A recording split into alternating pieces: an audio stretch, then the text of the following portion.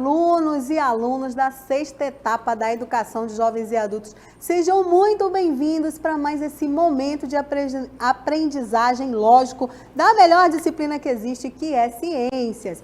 Eu sou a professora Roberta Prestes e hoje o nosso conteúdo da aula, acompanhem comigo aí na cartela, o que nós vamos aprender hoje?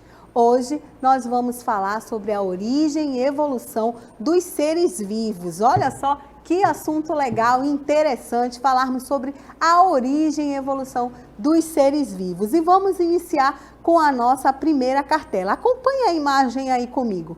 Você vai ver aí um gatinho e pedras. E tem uma pergunta para você. O que é vida? Você consegue, vendo essas imagens, saber o que tem vida e o que não tem vida, né? A gente vê aí que o gatinho tem vida e que a pedra, é lógico, não tem vida. Mas quais serão as características aí que garantem que esse gatinho tem vida? O que tem vida e o que não tem vida? E aí a gente vai ver características gerais dos seres vivos. E começamos aí falando de metabolismo e movimento. Metabolismo, que é o aspecto de poder realizar acontecer reações químicas, processos biológicos dentro das células que garantem o funcionamento desse organismo. Então, isso aí é o metabolismo. E o outro é o movimento.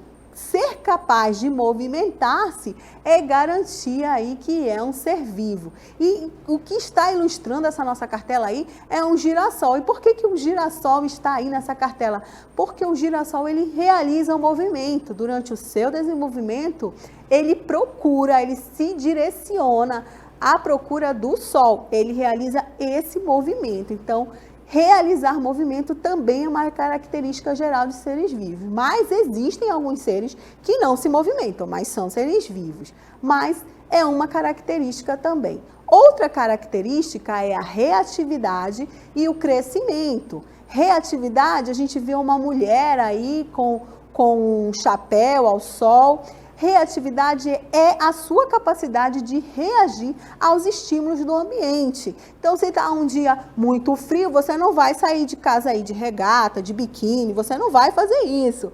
Você sabe que está frio, vai procurar se agasalhar, colocar uma roupa mais fechadinha. É a sua forma de reagir aos estímulos do ambiente. E tem o crescimento que é o ganho de massa celular, as suas células vão se desenvolvendo e você vai aí ganhando tamanho, ganhando corpo, se desenvolvendo. Então, o crescimento é uma característica dos seres vivos. Outra característica é reprodução e organização. Os seres vivos têm capacidade de se reproduzir e se organizar. E aí a gente está falando também de organização celular. Nós, os seres vivos, temos organização celulares. Algumas são simples, seres compostos apenas por uma célula, mas tem seres mais complexos e aí você vai ter células de tecidos diferentes. As células do coração são diferentes, por exemplo, das células da bexiga. Então, existe essa organização.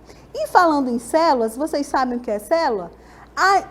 Todos os seres vivos, eles são formados por células, tá bom?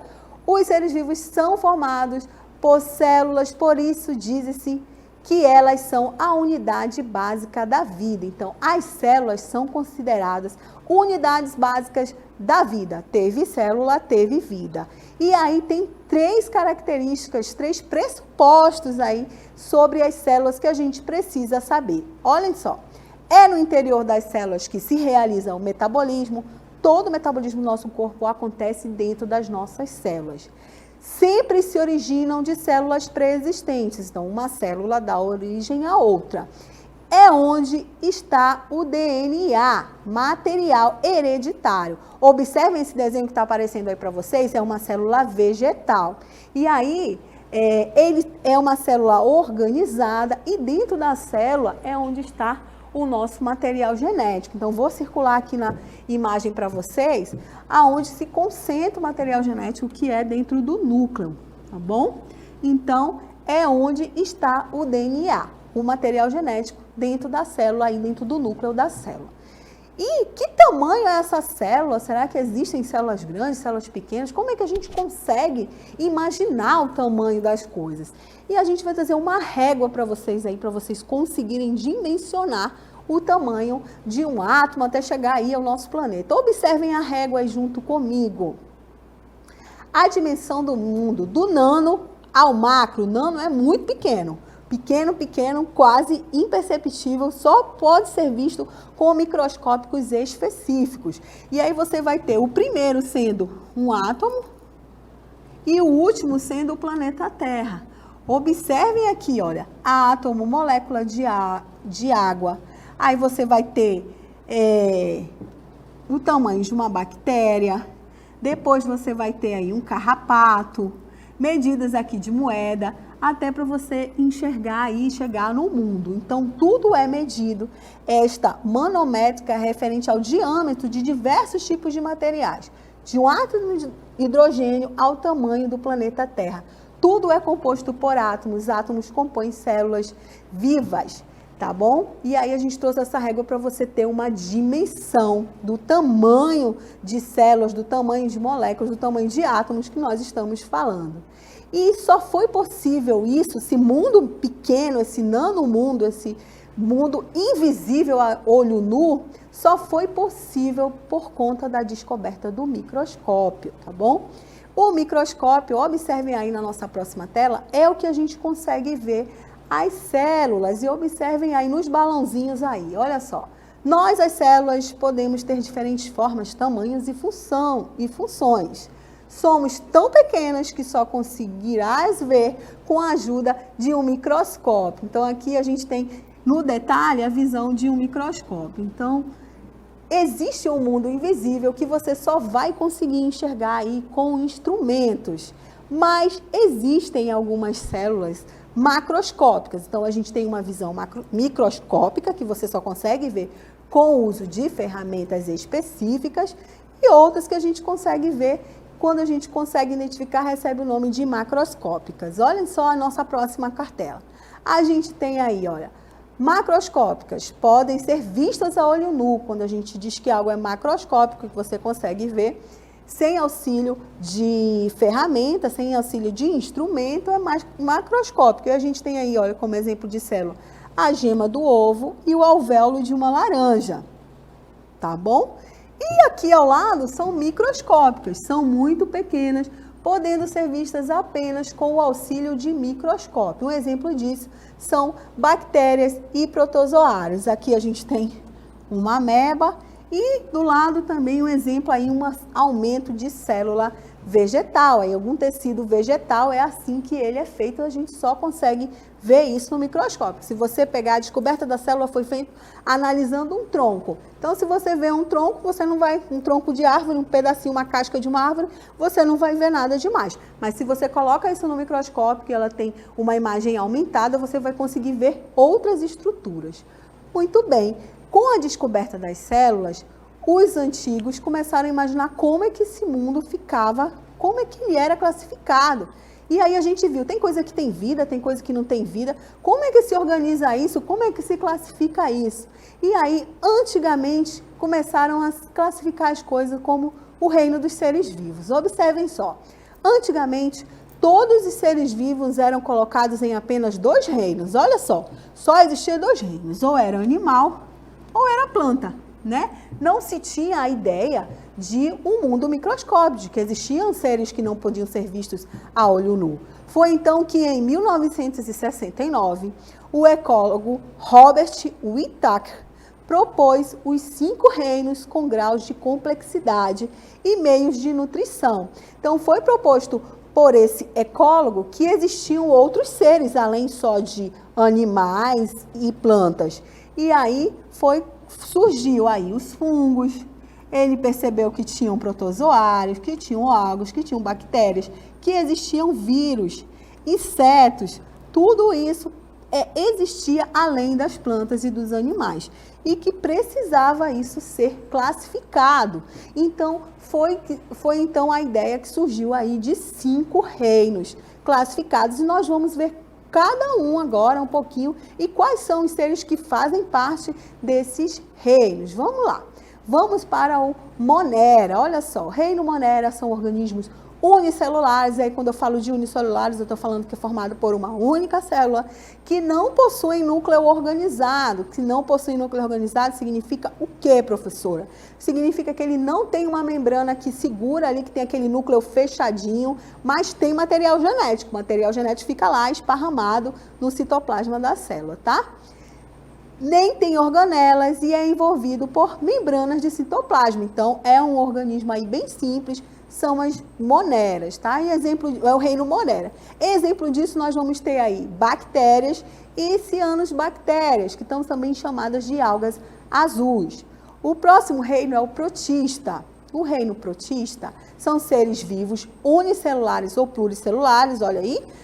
Podem ser seres formados por uma única célula, podem ser seres formados por várias células, podem ter vida livre ou viver em associação com outros seres vivos. E aí tem um exemplo para vocês aí, olha, um paramécio, né? E uma ameba. Vamos ao próximo reino. O próximo reino são dos fungos. São seres cujas células possuem núcleo organizado, olha só, núcleo é organizado e podem ser uni- ou pluricelulares. E aí a gente traz para vocês exemplos aí de fungos. Você está vendo aí o bolor do pão. Esse outro fungo aí do meio é o que a gente chama de orelha de pau, tá? Ele dá aí no pau, é tipo como se fosse uma orelha mesmo. E o outro aqui com queijos, né? Tem queijos super famosos aí, que são colocados aí num processo para que tenham fungos, tenham valor comercial, um sabor diferenciado. O gorgonzola é um tipo de queijo também, que tem ali fungos. Então, esse aí é um outro reino. A gente viu até agora monera, protistas e fungos. O nosso próximo reino é o reino vegetal, o reino das plantas, que são seres capazes de produzir seu próprio alimento através da fotossíntese. Possuem clorofila nas suas células e celulose na parede destas. Olha só, as plantas realizam fotossíntese ou são capazes de sintetizar o seu próprio alimento e possuem celulose na sua parede. A camada de celulose aí é usada para que a gente possa fabricar papel. Olha a importância aí desse reino para a nossa vida, para o nosso dia a dia. E o último reino, né, o animal, dos animais, que são seres pluricelulares, ou seja, compostos aí por muitas células, com capacidade de locomoção, reprodução e dependentes dos alimentos do ambiente. Os seres animais, eles não são capazes de fazer o seu próprio alimento, eles precisam dos alimentos do ambiente.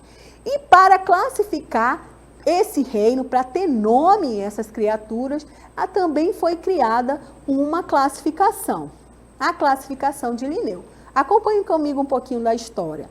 Além da necessidade de critérios comuns para a classificação, também é necessário nomeá-los. Então, não bastava dizer assim, é um animal, é um fungo, é um protozoário, é uma bactéria, tinha que saber o nome.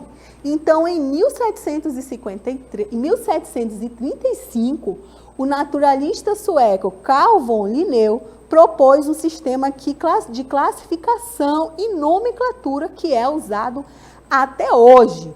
Então, um indivíduo ele passa por essa classificação. Observem só a classificação taxonômica de Linneu, que também recebe o nome de classificação biológica. Começa com reino, filo, classe, ordem, família, gênero e espécie. Todas as espécies possuem essa classificação. Vou dar uma dica para vocês, é uma dica para levar para a vida, para nunca mais esquecer essa classificação. E é assim que funciona.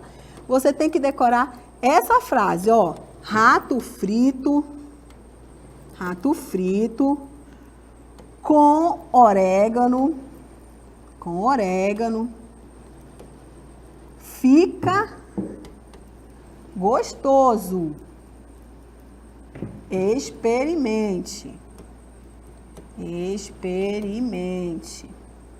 Rato frito com orégano fica gostoso. Reino, filo, classe, ordem, família, gênero e espécie. Só usar a primeira letra inicial de cada nome que você nunca mais vai esquecer. Muito bem. Continuando aí com a nomenclatura das espécies, existem regras para que essas espécies possam ser classificadas. há mais de 1 milhão de tipos de seres vivos. Por isso, precisam ser classificados segundo as suas características. Então, foi classificado. Quem parece com isso vem para esse grupo. Quem parece com aquilo vem para outro grupo. E foi criada uma nomenclatura binomial, também proposta por Linneu, onde cada ser vivo é identificado por seu gênero, seguido por sua espécie. Isso é o que a gente chama de nome científico. Tudo que existe no planeta, desses 5 reinos que nós vimos, eles possuem nome científico. E aí eu trouxe para vocês aí o nosso nome científico aí da raça humana, que é Homo sapiens. E existem regras para esse nome ser escrito. Observem comigo aí as regras. Primeira, os nomes científicos são escritos em latim. Por quê? Porque é uma língua morta e não vai mudar. Então, todos os nomes científicos são escritos em latim. Segunda regra, devem ser escritos com algum tipo de destaque, ou itálico, ou sublinhado, ou negrito. 3. São formados por 2 palavras, por isso o nome de nomenclatura binomial. A primeira palavra vai indicar o gênero e a segunda palavra indica a espécie, tá bom? A quarta regra, apenas a primeira letra da primeira palavra é escrita com letra maiúscula. As restantes letras são escritas com letra minúscula, inclusivamente a primeira letra da segunda palavra. Então, só a primeira letra da primeira palavra lá do gênero é maiúscula. E a quinta não recebem acentuação gráfica. Dessa forma, o que é o nome científico de algo que tem aqui em Manaus é o mesmo nome científico de algo que tenha nos Estados Unidos, na França, no Japão, é o mesmo nome. Por isso é importante essa classificação binomial ou classificação biológica. E agora, vamos lá testar o nosso conhecimento na nossa dinâmica local interativa.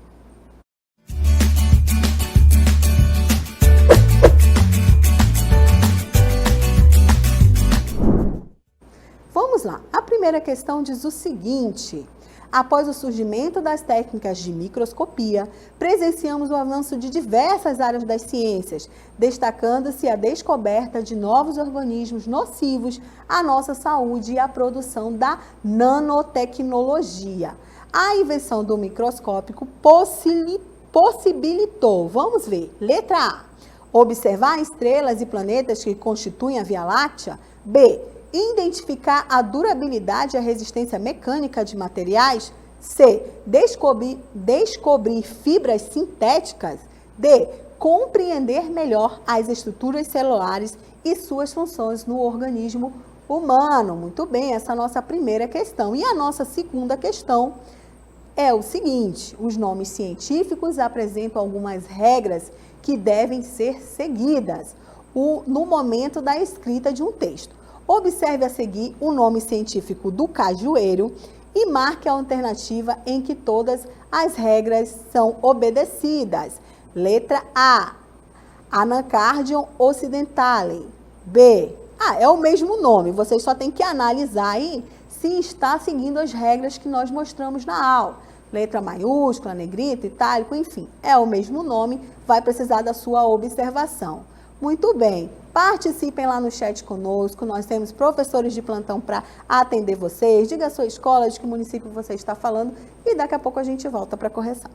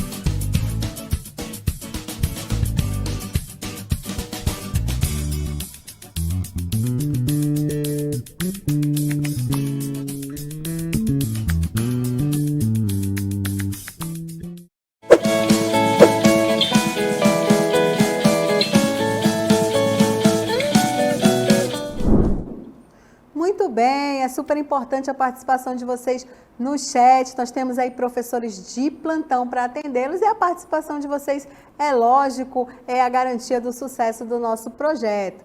E vamos para a correção da nossa dinâmica local interativa. Vamos lá para a primeira questão. Na primeira questão, eu disse para vocês o seguinte: após o surgimento das técnicas de microscopia, presenciamos o avanço de diversas áreas das ciências, destacando-se a descoberta de novos organismos nocivos à nossa saúde e a produção da nanotecnologia. A invenção do microscópio possibilitou. Aí você tinha 4 alternativas e você tinha que escolher a correta. Então vamos lá, vamos ver quem acertou e quem errou. Vamos para a resposta. A resposta é a letra D. Aí é claro, né? O comentário é o seguinte: o microscópio permitiu que se pudesse ter acesso ao mundo invisível a olho nu, podendo compreender melhor estruturas celulares e suas funções no organismo vivo, além da descoberta de outras espécies microscópicas. Muito bem, parabéns aí para quem marcou a letra D, disse que a D era a correta. Para quem não acertou, não tem problema, porque agora você já aprendeu. E vamos para a nossa segunda questão. Na segunda questão diz o seguinte: os nomes científicos apresentam algumas regras que devem ser seguidas no momento da escrita em um texto. Observe a seguir o nome científico do cajueiro e marque a alternativa que todas as regras são obedecidas. Então, olha aí, o nome do cajuzeiro é Anacardium occidentale. Muito bem, vamos ver quem respondeu corretamente, qual é a forma da escrita que está seguindo todas as regras para se escrever um nome científico. A resposta correta é letra D.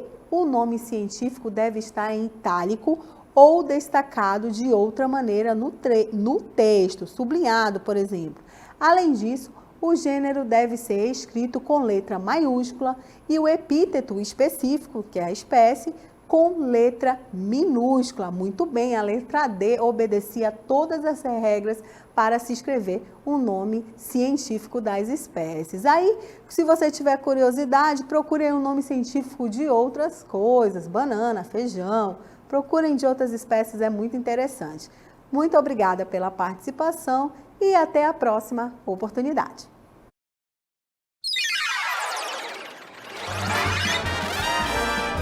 A sua aula continua no próximo vídeo.